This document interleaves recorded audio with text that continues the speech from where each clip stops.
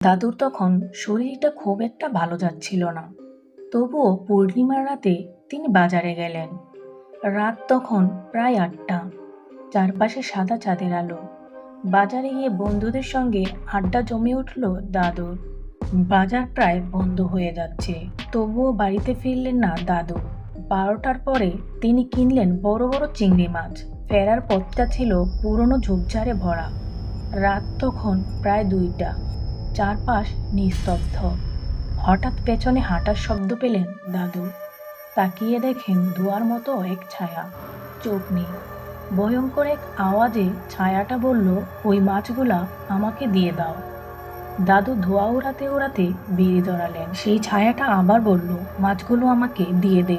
দাদু পকেট থেকে একখানা রসুন বের করে ছুঁড়ে মারল ছায়াটার উপর। ছায়াটা মিলিয়ে গেল ধোঁয়ার মধ্যে। কিন্তু এখানেই শেষ নয়। সেই রাতেই দাদুর দরজায় কেউ ঠক ঠক করে কড়া নাড়ল। দাদু জানালা খুলে দেখলেন কেউ নেই। পরদিন রাতে দাদু গরম লোহার রডে চিংড়ি পুড়িয়ে দিলেন। একটা বিকট চিৎকারে কেঁপে উঠল পাড়া।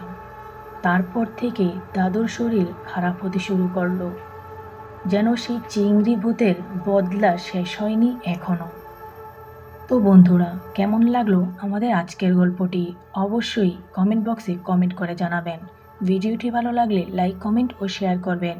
আর এরকম আরও ইন্টারেস্টিং ভিডিও পেতে আমাদের চ্যানেলটিকে সাবস্ক্রাইব করে আমাদের পাশেই থাকবেন। ধন্যবাদ।